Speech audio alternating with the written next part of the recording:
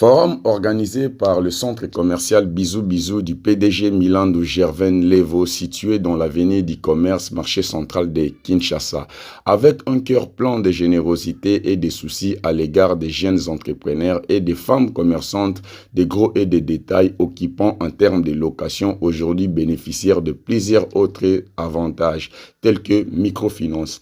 Invité spécial, la ministre du Genre, de la Famille et de l'Enfant, Excellence Léonie Kandolo Omoy, qui a prêté attentivement l'oreille aux plaidoiries de ces femmes qui se battent pour l'économie familiale ainsi que nationale. Rappelons que c'est une institution financière axée sur l'autonomisation économique des communautés à travers des services microcrédits et de l'épargne par de jeunes entrepreneurs. Suivez cela devant nos micros et caméras de l'Exode News TV, près de chez vous, pour vous informer de toutes les actualités qui se déroulent dans les pays. Merci bien. Excellence, Madame la ministre du Genre, Famille et Enfants, le groupe Léon vous souhaite la bienvenue dans les installations de la galerie Bisou Bisou et vous remercie d'être venu rencontrer les femmes vendeuses en dépit de vos multiples charges, ce qui témoigne de l'attention que vous accordez à la condition de la femme congolaise. Avant de vous passer la parole pour échanger avec les mamans, je voudrais vous présenter rapidement la galerie Bisou Bisou et les appuis qu'elle apporte à l'égard des mamans congolaises qui exercent le commerce. En effet, la galerie située sur l'avenue du commerce, au numéro 71, positionne ses espaces aux femmes commerçantes, aux artisans et aux couturiers qui ont pu obtenir les métiers qui leur permettent d'évoluer et de s'intégrer sur le marché. Nous leur accordons plusieurs facilités pour mener à bien leurs activités. Il s'agit notamment de microfinance, de l'accompagnement de l'éducation financière, de marché, de vente de leurs produits, la sécurité, l'hygiène, les installations, l'hôpital, et etc. Environ 400 femmes occupent les espaces et 10 000 personnes venant de diverses contrées de la République, voire de l'Angola et du Congo-Brazza, fréquentent quotidiennement cette galerie. Parmi ces femmes, il y en a qui n'occupent pas d'espace à Bisou Bisou. Il faut cependant noter la forte demande d'espace par une certaine catégorie des femmes commerçantes qui vendent des produits de luxe. Pour faire face à cette demande, le groupe Léon a construit la galerie des délices, 6 croisements avenue Luambo et Colonel Ebea. Le mécanisme d'octroi des crédits avec faible taux d'intérêt et assouplissement des conditions de taux d'intérêt et assouplissement des conditions contrairement aux institutions financières classiques. Il s'agit de la microfinance Bisou Bisou agréée par la Banque centrale depuis décembre de l'année 2023. Pour contribuer à l'entrepreneuriat féminin congolais et à l'éducation financière, la microfinance Bisou Bisou a mis en place un produit dénommé Dardar qui permet aux femmes entrepreneurs d'obtenir une éducation financière rapide et automatique. Cependant, les ambitions du groupe Léon sont de renforcer les capacités des femmes entrepreneurs de l'Afrique centrale. Merci de votre attention. Merci beaucoup, monsieur le promoteur Gervain Milandou. Nous passons maintenant le micro à madame la représentante des femmes de Bisou Bisou, les mamans de Bisou Bisou. Son Excellence, à madame la ministre, son Excellence, madame Léonie Kandolo Omoyi, et à son équipe qui sont ici présents, nous vous saluons. Maman, lolenge totika kaba famille lolenge totikaka bandako toyaka na bit moko important toyaka kosala mosala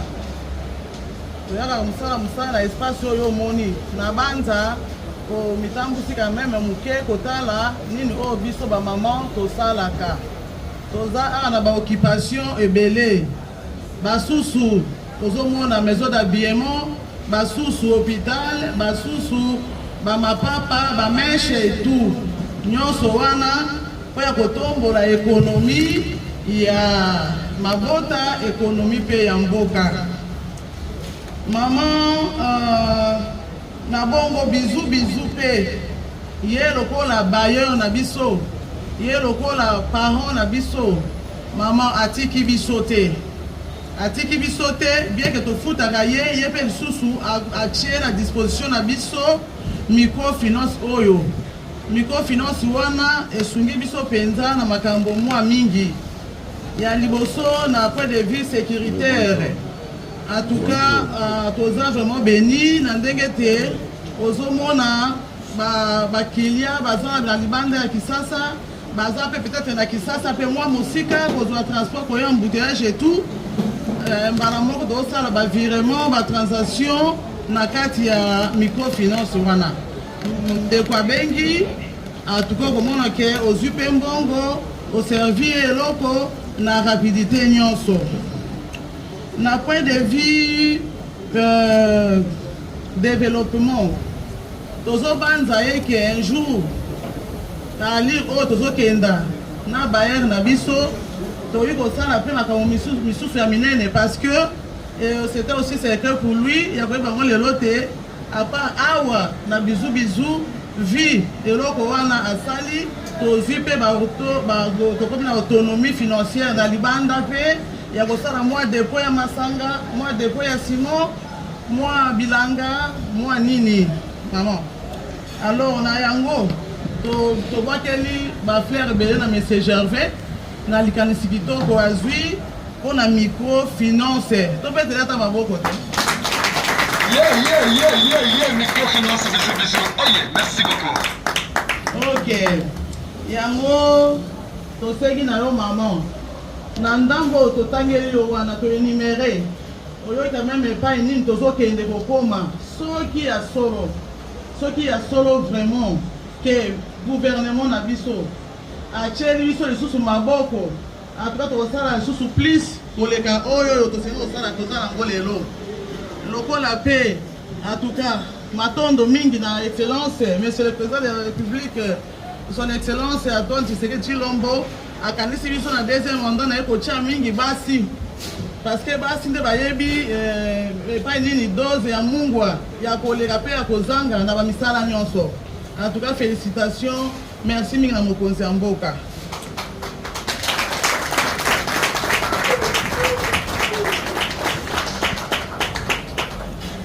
Yo oyo oye ko représenter awa biso toyebi ko détailler makambo misusu ebele te peut-être na bato misusu oyo bazali ke bango nde baki de droit mais yo oza représentant na ye awa oko représenter mpe masengi na biso epai ya premier ministre ntango bozala na baréunion kotalisa ye te bamama ya bizu basengi vraiment kosunga bango na eloko oyo likanisi oyo monsieur Gervais atieli biso apesi biso yango asi place na makolo na maboko en fait que lobi lisusu ntango kozonga na bizu okamwa ke mama moko ndeko moko papa moko aza lisusu na niveau azalaki te akomi na niveau moko ya koleka. Yango wana topesi yo matondo mingi mbala ya liboso mpenza nti tobandi kosala mosala na oyo esika tomona ke mokonzi monene boye atiki baoccupation na ye atiki bureau na ye azwi mpe ekipe mobimba kokita na oyo esika koya kotala oyo aya komona nde biso tovivraka aya komona oyo tosalaka aye kati na biso. En tout cas tobeta mpe premier ministre maboko.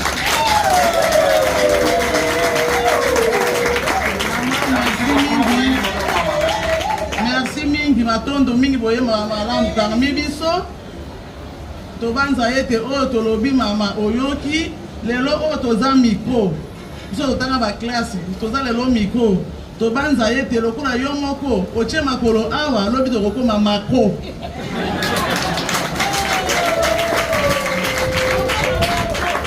Ouais, matondo mingi lisusu na bino baso bo accompagner premier ministre, matondo na monsieur Gervais. Non. Matondo na bino bo accompagner maman Léonie, matondo na équipe na Mobimba, matondo na équipe bisou bisou, matondo na baninga nyonso bazalia ba collègues. En tout cas, je vous remercie. Merci, merci. Passons maintenant le micro à son Excellence, Madame la Ministre des Gens. Applaudissez, peut-on mettre à ma bonne compagnie.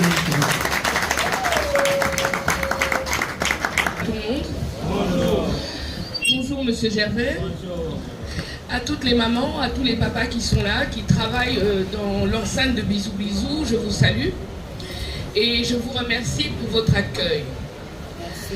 Alors, je ne vais pas être très longue parce que en fin de compte, moi Bisous Bisous, je connais depuis très longtemps, depuis l'époque où vous étiez sur le boulevard du 30 juin, donc ça fait plus de 15 ans je pense, hein, plus de 15 ans, donc c'est un groupe que l'on connaît, et le groupe Léon. Mais ce que je ne savais pas, c'est ce que le groupe Léon fait pour les femmes congolaises et qui est totalement dans la vision du chef de l'État, le président Félix Antoine Tshisekedi, président de la République et chef de l'État.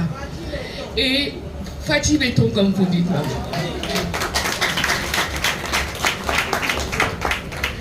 Parce que dans sa vision, il y a l'entrepreneuriat féminin et je vois vraiment énormément de femmes qui travaillent. Je les ai vues en haut dans les ateliers où elles font de la couture. Je les vois ici en tant que commerçantes. Et également dans sa vision de la création de l'emploi. Parce qu'en général, quand on parle d'entrepreneuriat, on voit l'entrepreneuriat à haut niveau. Mais l'entrepreneuriat, quand vous créez une entreprise, ce qu'on s'allie moi, commerce nayo, au combien entrepreneur. Consilaté au ton usine pour comme entrepreneur. Mutuna mutunenga vandi awa asalaka commerce, asa entrepreneur avec eux, dans son des femmes. Donc, et là, on a la couronne de bakaka na kumisi bino. Parce que na kamwe, ils ont balé gousson na koti bisou bisou. Bino mo yebine banzele zaka mobulu koto yo, donc batuni babanga kokoma. Mais à l'intérieur, la monique sécurité ça m'a cassé. La monique que tout le monde travaille vraiment dans le calme et ça vraiment il y a quoi qui toque. Et puis ils ont qu'un esprit, il y a ministère d'ambition. Parce que ministère d'ambition est dans la branche Yamakasi, il y a entrepreneuriat féminin. Et dans l'entrepreneuriat féminin, c'est aider les femmes commerçantes. Nakansi d'ailleurs que tant la moni au lieu sous bozo salawa, il faut tout créer partenariat avec la maison Bisous Bisous parce que nous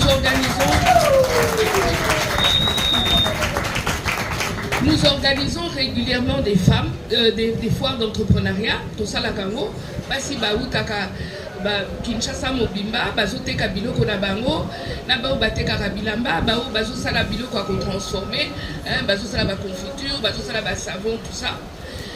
Ministère na biso pe sala ka ba formation. Donc même l'esprit wana pe tokoko sala ko sali sabino puisque au moni handicap minga basi ezalaka information. Manque de connaissance des lois. Pour ça, il faut y avoir l'État. Il faut y avoir il faut y avoir informatique, il faut y avoir manier Internet parce que commerce, ils s'appellent un magasin, mais commerce na Internet paysanni. Et ça, est sur donc, nous sommes là, tout le Monsieur Gervais, pour tout ça, le partenariat avec Makasi. Parce que le nombre de personnes au bazo salawa, honnêtement, Nazoka, moi je ne m'attendais pas à monter 4 niveaux où il dit kakaba magasin, nalikolo ba atelier de couture, ou batou bazo tonga, na batou mususu bazo formé batou mususu vraiment. Pour moi c'est une grande joie. Hein, je vois les femmes congolaises au travail. Et c'est ça la vision du chef de l'État, mettre les femmes congolaises au travail. Namoni pe poser la microfinance. Microfinance, namokili mobimba et bana que soko lingi au sali salibota, il faut microfinance pour ça passer bon. Monsieur Younous Mutabandango, aloba toujours, ceux qui ont payé mois-ci, microfinance, ont payé $50, $100, boye baka que $50, $100 wana ekokola ndenge mwasi wana akobokola nango bana na ye akosunga famille na ye. Et c'est très important d'encadrer les femmes.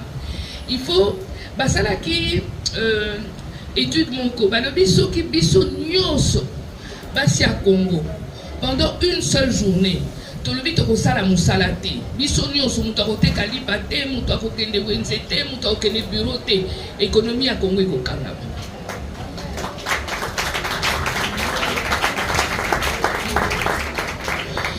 Biso toyebi ke bana bazobima na bauniversité bamama mosusu bamama na bango mpe basimbaka bango bamama bipupula bamama batekaka mapa me bazosunga bana bazotanga primaire bazotanga secondaire na makasi ya bamama na bango.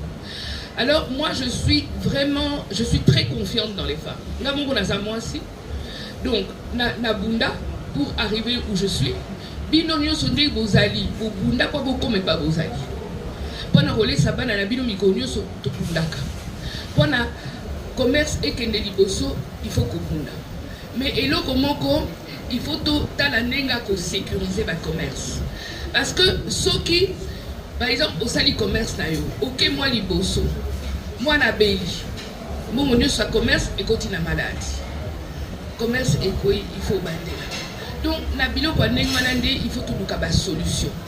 Il faut tout le solution pour mboka la biso ekende liboso. Je crois que maman commerçante baza mingi na Afrique. En Afrique c'est les femmes commerçantes. On doit arriver tout ça ba échange.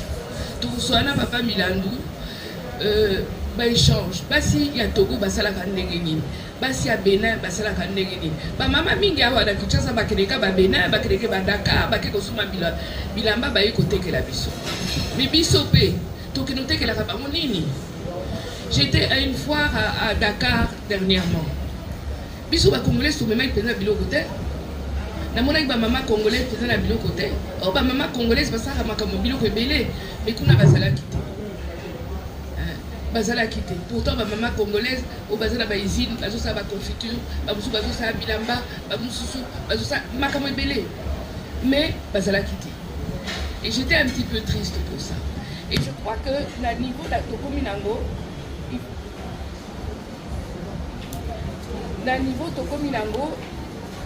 y a un problème avec les boyaux Kangabate.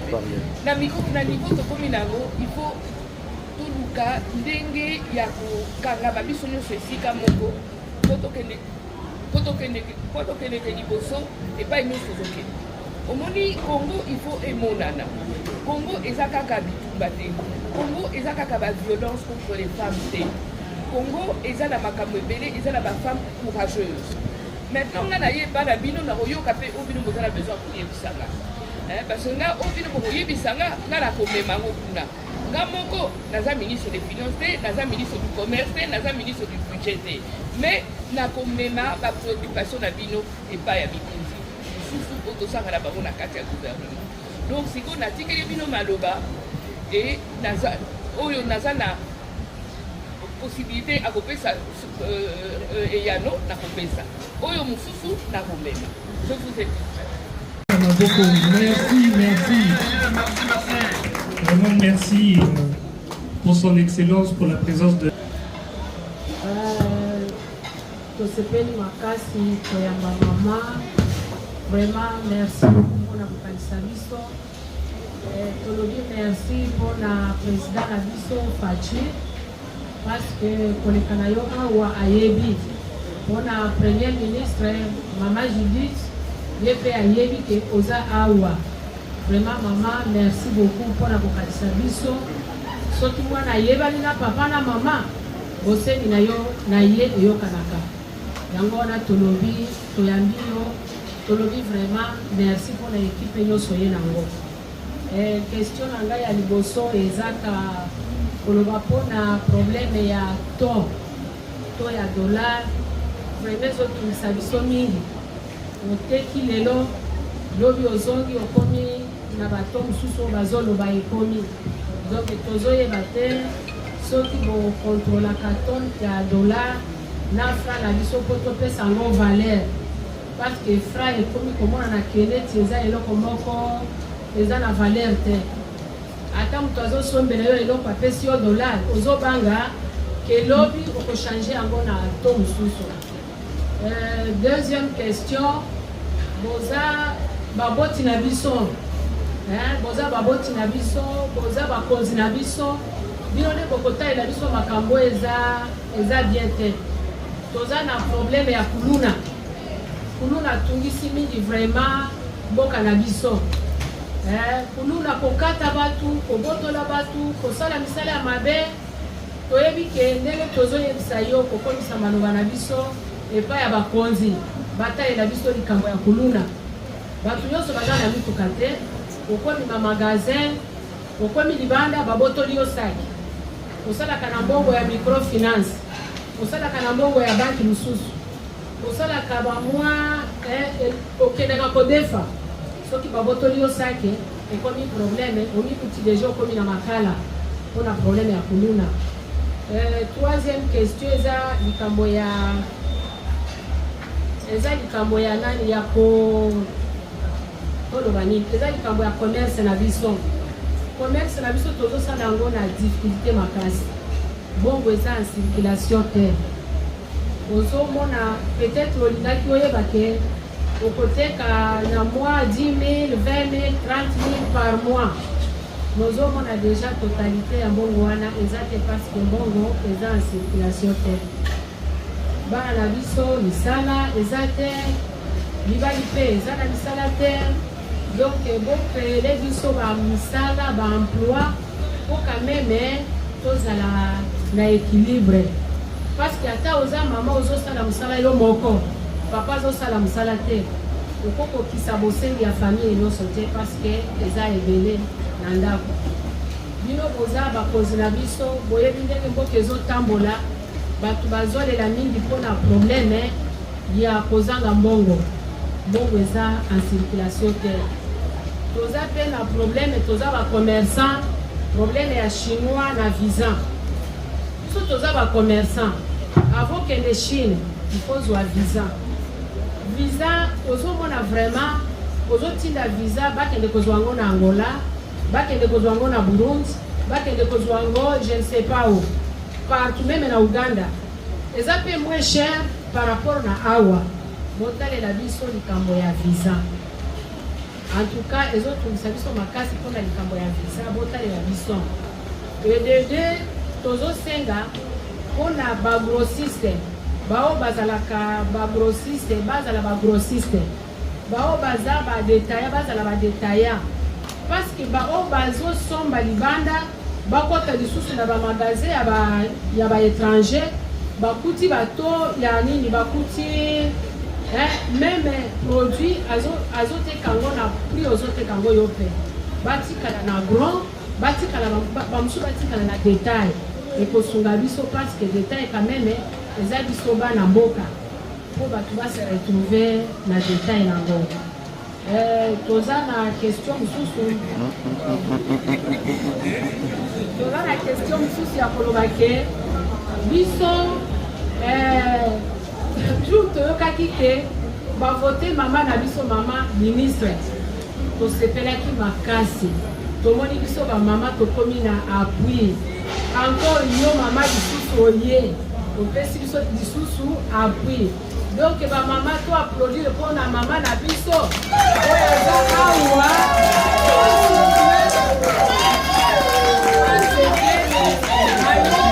ayoki ya bana soki nakoloba omoni ndenge toza ngebungebu esengo oyo nyonso ozomona toza na yango mpona yo mpona groupe oyo etindi yo neti président na biso mama ministre na biso atindi yo oya komona pasi na biso esengo na biso.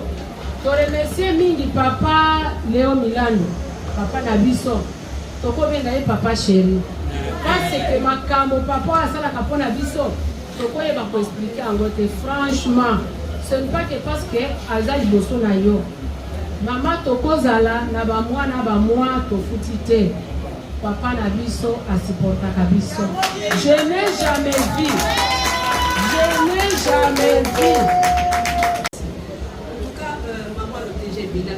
que nous sommes partout.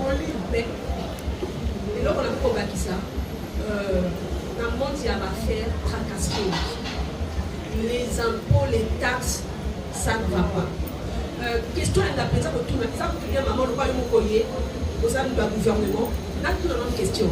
Lorsque nous achetons des billets, normalement, papa, excusez-moi, papa Milani, son excellence, il y a tout à l'intérieur. Tout ce fout à ma passe, tout ce fout à ma taxe. Mais le quand nous savons maman, comme on a dit, ailleurs nous sommes à l'aise. Donc il est à Turquie, donc il est à Dubaï, nous sommes à l'aise chez les autres.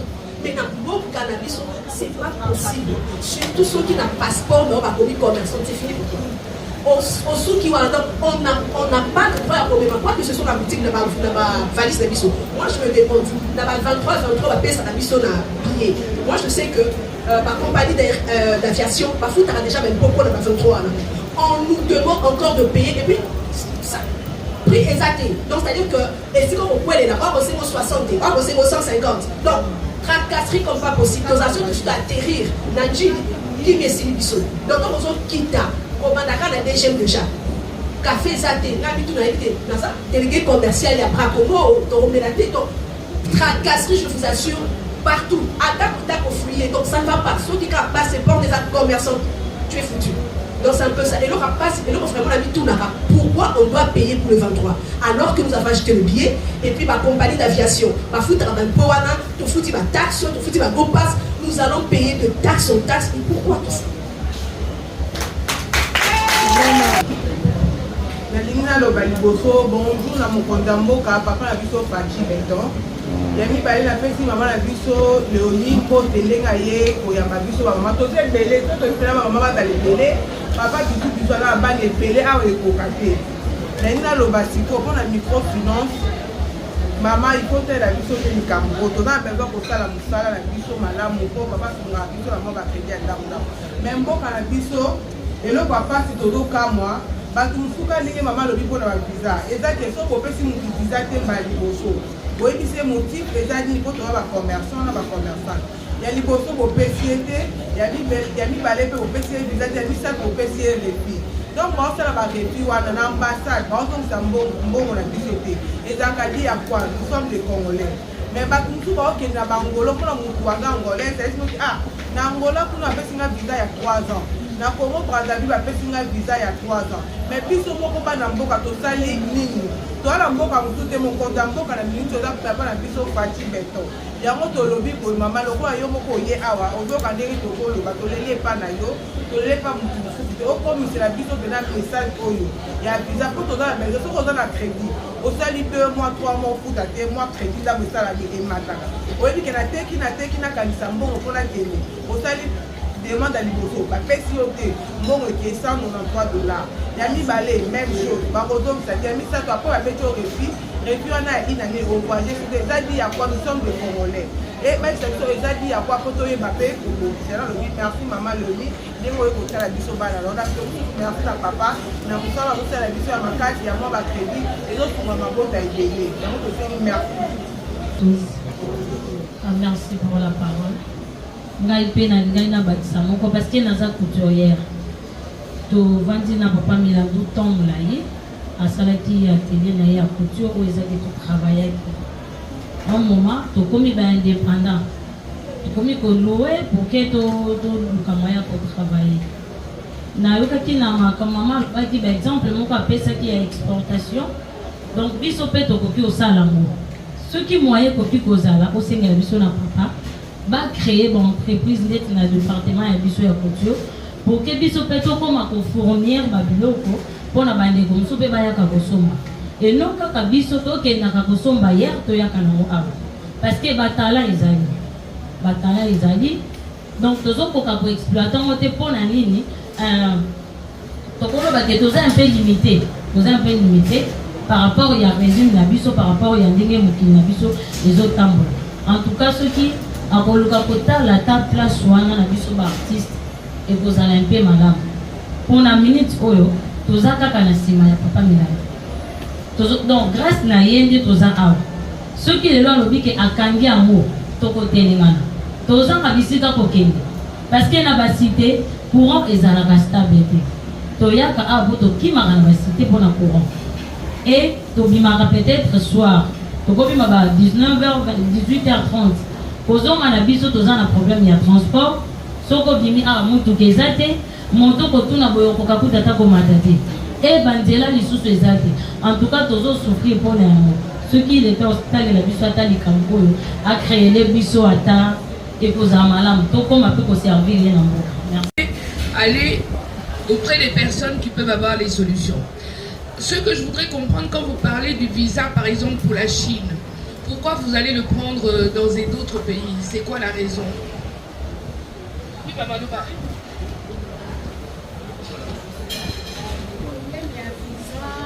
Pourquoi? Parce que au pays l'ambassade est à Chine. Basali refi première fois, deuxième fois. Même bazo ça la refi aussi au pays de marché $150. Ça dépend. 150, 200. Oui, au pays ça peut bon ouais visa. Bon ouais visa ils ont guité. Bon ouais de marché ils ont guité. Peut-être aux amutoza na hôtel. Peut-être aux à hôtel. Oza na hôtel, ozo fute na hôtel, ozo lia, ozo sala nyoso. Mais basali barefi wana. Directement ozui idée, ozui mutu musu apesi moi idée kende na Angola, kende na Burundi, kende na Kampala, kende kozwa kuna. Mais na Kampala bazo kende de Chine, o barefi basali refi yao. Bazo kende Chine. Bao bapesi na Congo Brazza, ezo kende Chine. O bapesi par-ci par-là, ezo kende Chine. Pourquoi pas biso bazo boye la biso? C'est ça la question. Donc moi je voudrais comprendre. Donc ceux qui babouillent ils ont visa awa, mais au conseil on a Kampala aussi. Sans problème. Sans problème. Et voilà, tabango nyoso bazo ke de Chine. Ngana zo mituna peut-être hein.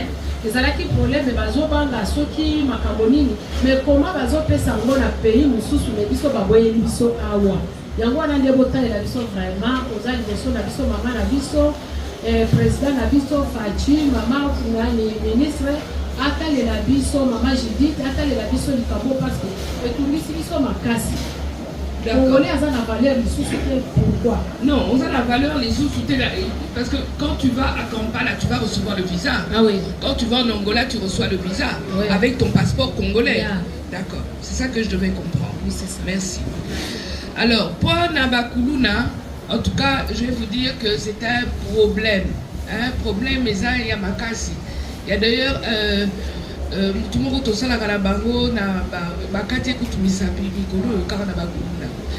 donc le problème des Kuluna, je vais encore en parler, mais ça c'est le gouverneur de la ville, je vais lui en parler, et le ministre de l'Intérieur. Hein, parce que tout ce qui est violence, agression, ça passe par chez eux et par la police, bien sûr. Mais je crois que nous aussi, nous devons nous sécuriser. Pourquoi Nazo le Babo? Ce qui va quand même moi la noise à Kuluna, yo nous doit dire bozo que la police au foot à quoi? Est-ce que la cause? Olini Kuluna c'est la négeni. Kuluna est aussi la tête. Bakangi moi la no yo ko foot. Lobi a papa batu mususu. Ozomona on normal. Il faut que biso moko to zala pe conscient makamoto salaka. So bakangi mwana na yo tikaye ba meme na nzela asala ki mabe. Moi je vais vous donner une histoire. Papa moko asala ki pananga bakanga ki mwana ni na kuluna azazo sala bozo ba trop. Ake ko futa. Ba bimisi mwana na ye. Mwana le kana makamoni izanga tina kobela mabasanga azongi pa na bango aswani na koko na ye atindiki koko na ye akufi aye kolele pa na ngana libi metango bakangaki mwana no azai kuna aza osala bato musu mabe ozomona mo bien siko ekomi na ndako na yo omoni yango mabe. Donc nous-mêmes nous devons être conscients de ce que nous faisons. Nous-mêmes il faut totala kabana na biso mwana no ayaka na biloko na ndako ekokeli na bamboko na binote il faut botuna ye. Il faut que tout naie. Moi non azwaka mbongo ngo wapi. Soki mwana no asali ki kuluna ayeli au télévision au dimi. Mais ça veut dire kayibi. Okuko encourager en côté. Donc biso ne toza ba mamate. Biso ne to boko la kabana. Donc il faut biso moko toza pe na ba rigueur na bana. Lobby tozalaki avec la distinguée première dame, je remettre bana ba diplôme, ba bourse. Au bana nyo surtout bazui plus de 85%. Mais bana mususu ba uti bamboka. A uti na Ijwi, a uti village. Bana mususu na Kinshasa bazozwa. Eza bana ba école minene te. Eza kaka nde encadrement. So kolingi mwana no akene liboso, il faut yope okuzala na di. Comment on dit ça? Avec sévérité. Pour moi, il faut silica. So mon anno ça makamama il faut silica. Mais biso totika kaka. Eza foti na bango te. Eza kozanga. Mais mutu nyo surtout azanga gaza muyibi te. Autrement, presque mon kili mezelo kaza muyibi. Donc pour les Kuluna, bien sûr je vais en parler à qui de droit. Mais je crois que nous aussi, biso ba mama, surtout ba mama, on a quelque chose à dire. Comme je vois aussi qu'il y a des papas. Il ne faut pas être des papas qui laissent tout faire. Hein, papa, il y a les gentils papas. Non, c'est pas ça. Non, il faut discipliner les enfants. En tout cas, moi, mes parents me tapaient. Hein. On disait, oh, ma bête a raté, non, en tout cas, donc, il faut savoir qu'un enfant, on doit l'éduquer. Même Bible, pour un taux de change, avec la Banque centrale, ça a tout pour stabiliser monnaie, mais il faut regarder que tout ça il y a beaucoup de fois où le taux change, on va dire par mauvaise foi. Hein? Mais on va en parler. Mais je crois aussi que quand vous dites que l'argent ne circule pas, Nakali ministre des Finances a sali pe makasi mingi ya kofuta ba fonctionnaire, ba fonctionnaire na ba date précise na ba mususu bisala misusu nyoso etali l'État. Donc petit à petit, mon ekozonga na circuit. Il faut rééquilibrer, il faut laisser le temps, mais je vais en parler. Le problème des visas, c'est un problème qui me tracasse parce que je n'arrive pas très bien à comprendre comment Awakozouate, mais sur aucun n'a Kampala aujourd'hui. Donc ça, je dois vraiment parler avec la ministre d'État des Affaires étrangères pour qu'elle parle un peu dans les ambassades et qu'on se demande exactement ce qui se passe. Pour le commerce de gros et de détail, on en a déjà parlé, le ministre du Commerce en avait parlé, parce que ce n'est pas normal que quelqu'un fasse en même temps le gros et le détail. Ou vous êtes grossiste, ou vous êtes détaillant. Et normalement, la MIBE qu'on a biso, les détaillants sont des nationaux. Vous voyez, sont des nationaux. Mais maintenant, Osa Mompaya, Yomoko Osa grossiste, Yomoko Osa détaillant, bon, c'est pas possible. Donc ça, ce sont des choses qu'il faut vraiment avoir une approche plus proche de, donc batalango madame. Parce que on doit reconnaître que Bissopé va Congolais te favorise à Kango. Étranger, on a yo omiti, ati le quoi yo za Congolais, ati yo Congolais liboso, yo pe Congolais on dit. Moni, maintenant tu fais du mal aux autres Congolais. Donc nous-mêmes, on doit devenir conscients.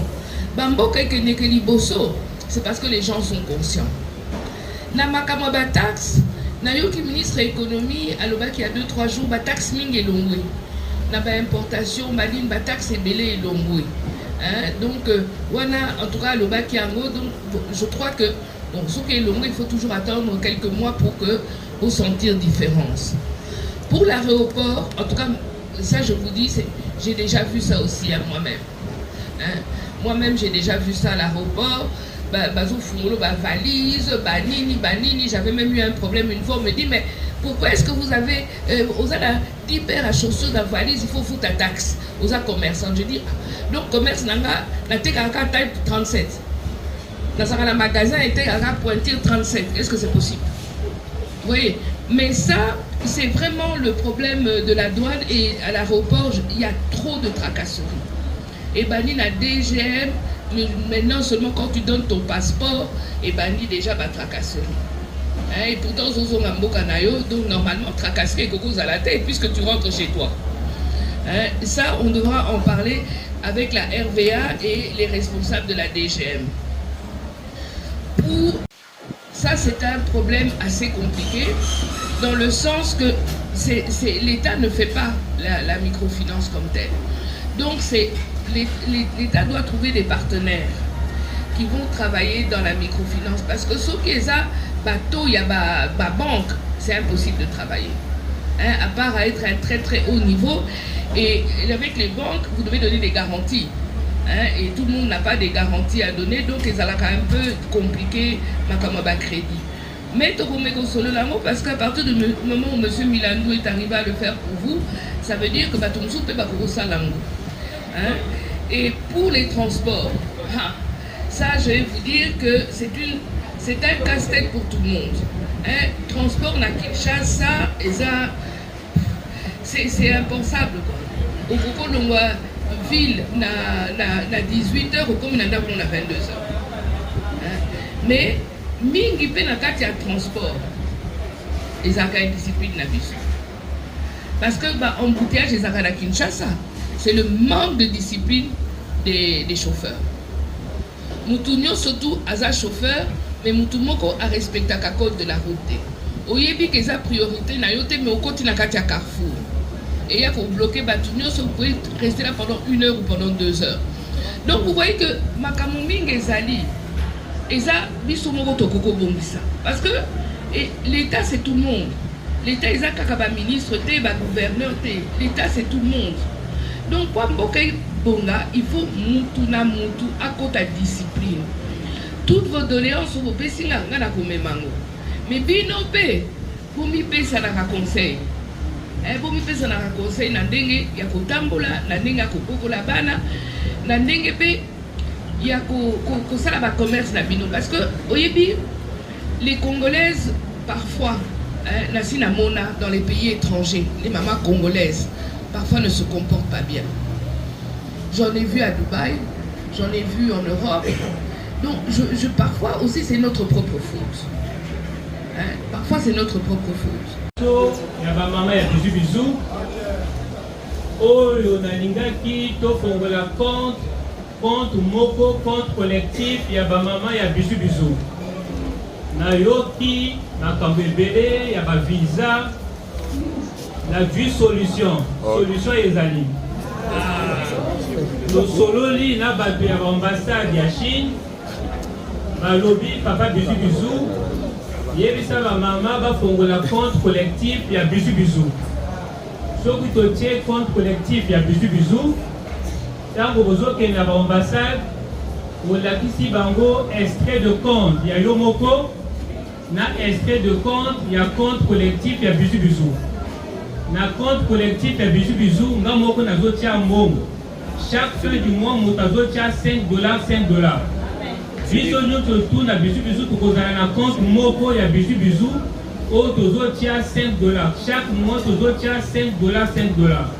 Soko lingo que nous avons visa non ambassade de Chine, oye na microfinance, babimi c'est extrait de compte, il y a caution, il y a compte, il y a gage, il y a bisou, oye les autres ils ont compte moko, ils ont un bon ébélé, on a dit si bango na compte individuel et moko, va couper sur le visa. Ce qui va boyer, na moko na koya, na ko signer, na ko engagement pour le visa. Donc, le kambo ya malamu, to faut la compte collective.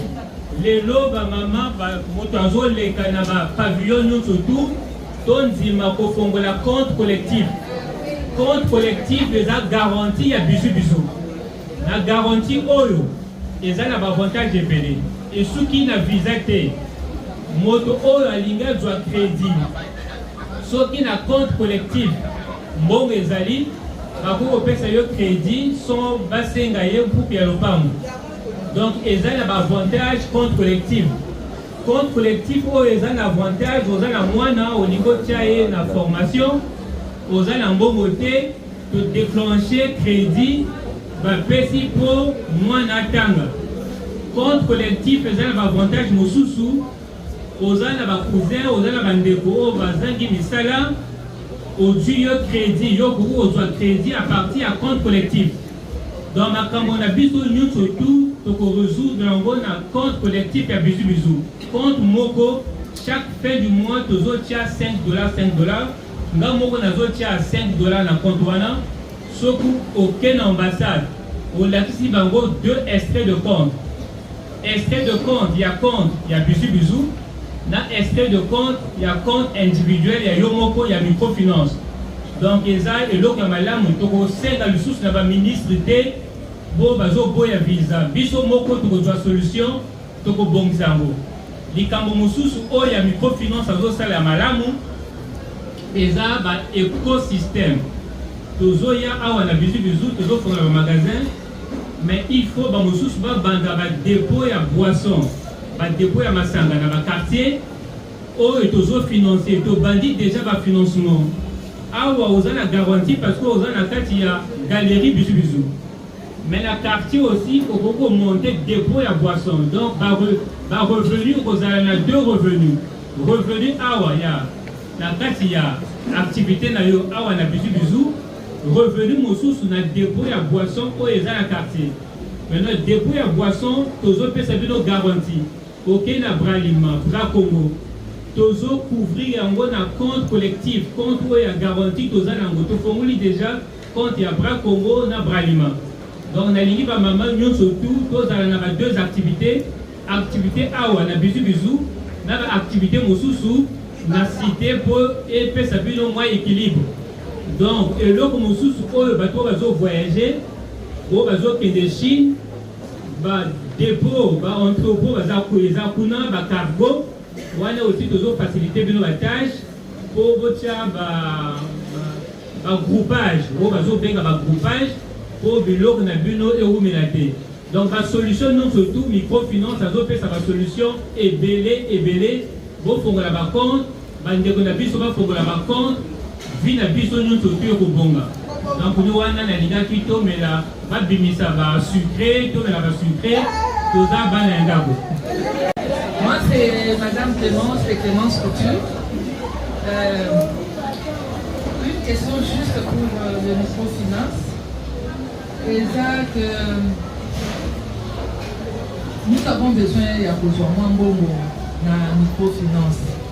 Donc on y m'a dit ça il faut que le partenaire nous fait des millions au cas où nous avons beaucoup d'athées pas que les Rolanda Moutouana c'est un peu compliqué parce qu'avant on allait au 3e niveau côté où on négocie parce que si au moins on monte au salon à faire au niveau ça là après on va dire que ça na échéance pour le Canada. Ah comme microfinance ça complique un peu.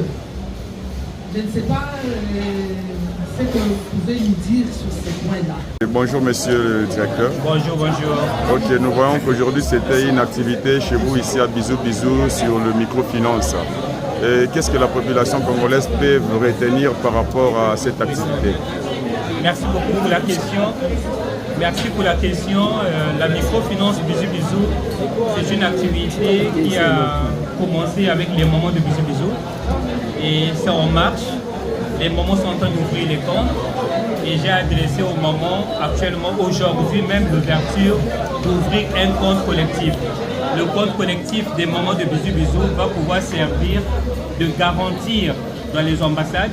Parce qu'il y aura 2 extraits de compte que les mamans de Bizu vont pouvoir montrer dans les ambassades qui leur refusent des visas.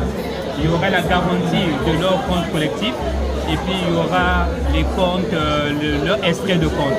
Donc voilà un peu le message que j'avais adressé aux mamans. Et nous aimerions savoir qu'est-ce qui vous anime à avoir cette grande cœur de générosité pour soutenir toutes ces mamans, parce que nous savons que c'est une charge dans un pays comme celui-là. Et vous êtes animé par quoi par rapport à toute cette générosité? Merci pour la question. Je suis animé en me voyant, moi-même, je suis un produit de l'informel. Je suis sorti de l'informel, j'étais coopérant, chailleur, et de chailleur, j'ai eu à avoir une boutique, et de la boutique, j'ai eu à faire cette galerie, et de la galerie, j'ai eu à faire les hôtels, et des hôtels, maintenant, j'ai fini de faire la microfinance. Et je me suis dit non, je dois revenir, penser comme j'avais commencé. Comment faut-il aider les mamans de les faire quitter de l'informel vers le formel. Donc la microfinance Bizu, c'est une passerelle, c'est un pont qui sert à tous ceux qui sont dans l'informel de passer dessus pour arriver au formel. Merci beaucoup. Ce que je gagne, c'est un plaisir. C'est toute une joie d'accompagner, de voir les moments qui ont commencé dans l'informel et de les amener vers le formel. En même temps, la microfinance, c'est une activité qui permet à générer, bien sûr, nous accompagnons les moments, mais il y a les intérêts. Donc ensemble, la microfinance va évoluer et les moments aussi vont quitter de l'informel vers le formel.